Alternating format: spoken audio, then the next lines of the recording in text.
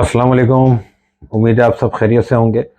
मेरी वीडियो आज की थोड़ी सी अपडेट्स जो एक दुनिया के अंदर एक नई डेवलपमेंट परसों रात को हुई और एक बहुत बड़ा जो है वो एक सडन मूव थी ओपेक प्लस कंट्रीज़ की तरफ से ऑयल प्रोडक्शन को लेके। ये एक बहुत बड़ा कंसर्न दुनिया के अंदर दोबारा से एकदम राइज अप हुआ है और पूरी दुनिया इस मामले को इस वक्त बहुत फोकस होकर देख रही है। स्पेशली जो रशिया यूक्रेन वॉर के बाद से जिस तरह का दुनिया में दो ब्लॉक्स बने हुए हैं, बहुत क्लियर है कि इन दो ब्लॉक्स का ये आपस में एक टसल वाला मामला है। और इस टसल में यूं समझ लें कि मिसाइल्स की जंग और टैंक्स और एयरक्राफ्ट की जंग वो अब शिफ्ट हो रही है कमोडिटी वॉर की तरफ, और स्पेशली एनर्जी कमोडिटी वॉर की तरफ इसका शिफ्ट एक है।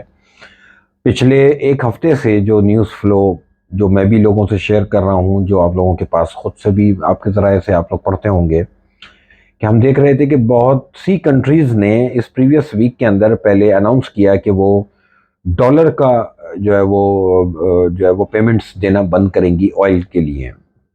कि अब जितनी भी ऑयल की ट्रांजैक्शंस इन कंट्रीज़ के बीच में होंगी, जो पूरा एक ब्लॉक बना है रशिया, चाइना, ब्राज़ील और इंडिया, ईरान, ये सब तमाम कंट्रीज़ मिलकर एक ब्लॉक बना रही हैं कि जो डॉलर को डिच करने के प्लान के साथ आगे बढ़ रहे हैं।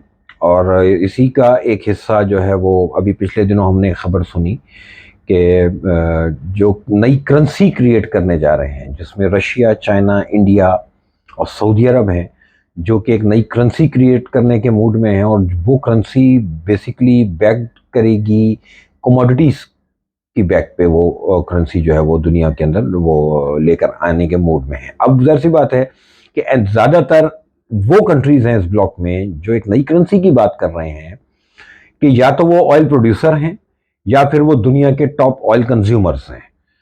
ये दो कैटेगरी की कंट्रीज़ हैं इस वक्त, जो जिसमें इंडिया, चाइना टॉप कंज्यूमर्स में आते हैं, बाकी सऊदीया, रशिया, ईरान और इसी तरह वेनेजुएला, ये वो कंट्रीज़ हैं जो टॉप प्रोड्यूसर्स में आते हैं। यूएई, ये सब वो कंट्रीज़ हैं जो दुनिया की जो ऑयल मार्केट है उसका जो है 65-70%, 60-65% इन कंट्रीज़ के जो है वो होल्डिंग्स में आता है। ये इस न्यूज़ के बाद संडे नाइट को अचानक ऑयल प्रोडक्शन का कट करना, ये बहुत क्लियर इंडिकेशन है कि रशिया यूक्रेन वॉर ये अब एक नई डायरेक्शन की तरफ बढ़ रही है। अब इस वॉर का हिस्सा सऊदीया भी है, ईरान भी है, और ये अब समझ लें कि यूएस और यूरोप और बाकी मिडिल ईस्ट और साउथ एशिया, ये समझ लें कि कंट्रीज जो है वो इस वक्त बड़ा ओपनली जो है वो अगेंस्ट यूएस खड़ी हो गई हैं।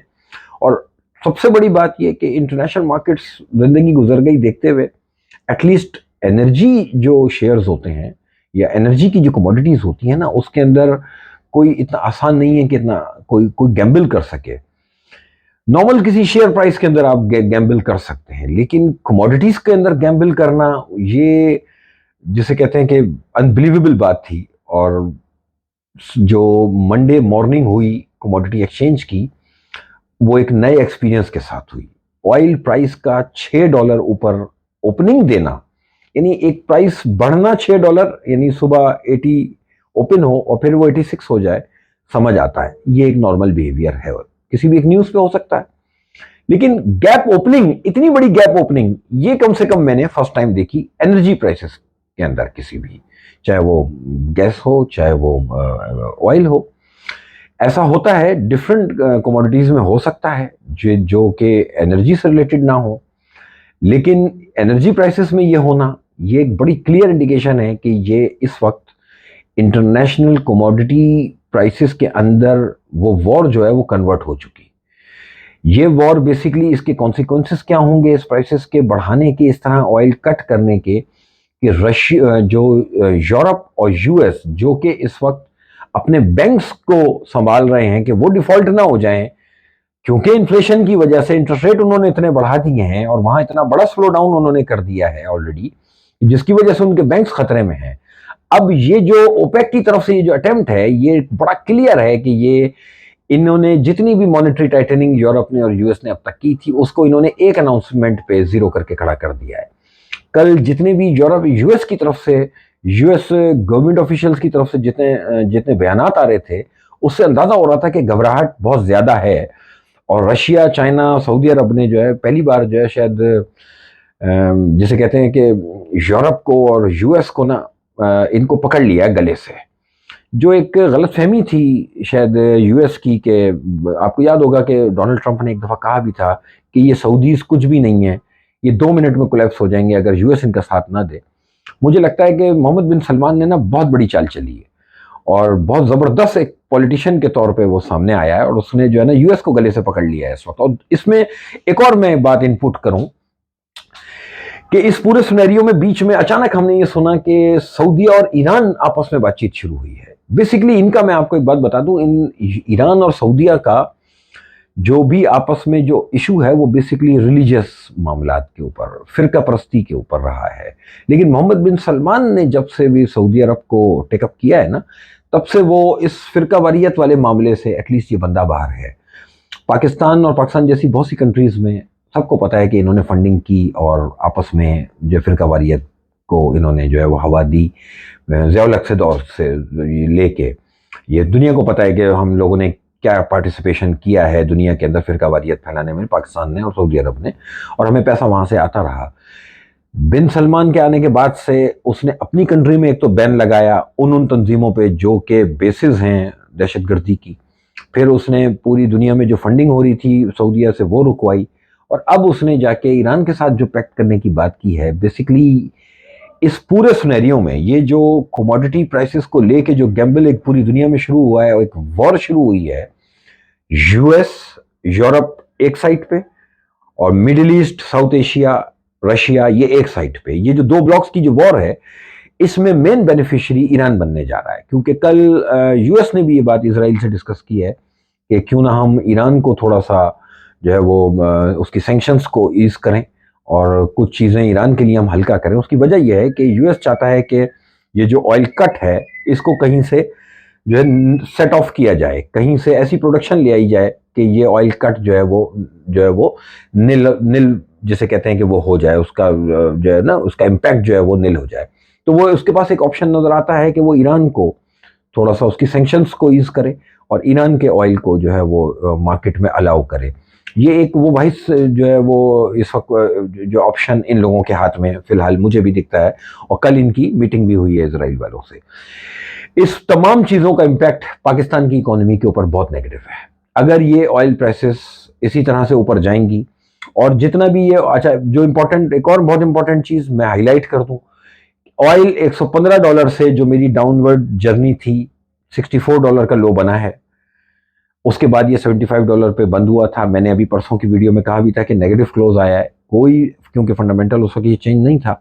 लेकिन ये जो फंडामेंटल चेंज आ गया, अभी ऑयल में मैं अपने स्टांस को स्टडी करूंगा और मैं दोबारा देखूंगा कि मुझे क्या बेरिश ही रहना है या बुलिश रहना है।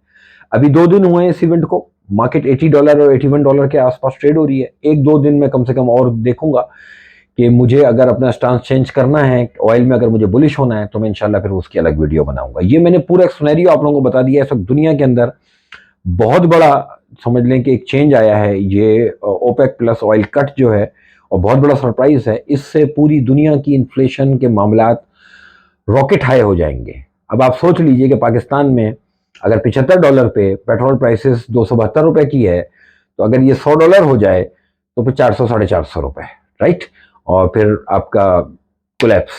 अच्छा एक बात और देख ली, आज डॉलर 289 हो गया। मॉनेटरी पॉलिसी में 100 बेसिस पॉइंट इन्होंने सिर्फ बढ़ाए, बड़े कॉन्फिडेंट हैं।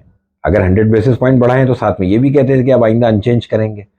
चलो देखते हैं, मुझे इन पे एतबार नहीं है। ये करेंसी डिवेल्यूएशन मुझे नहीं लग रहा कि रुकेगी, आईएमएफ अगर नहीं आएगा तो।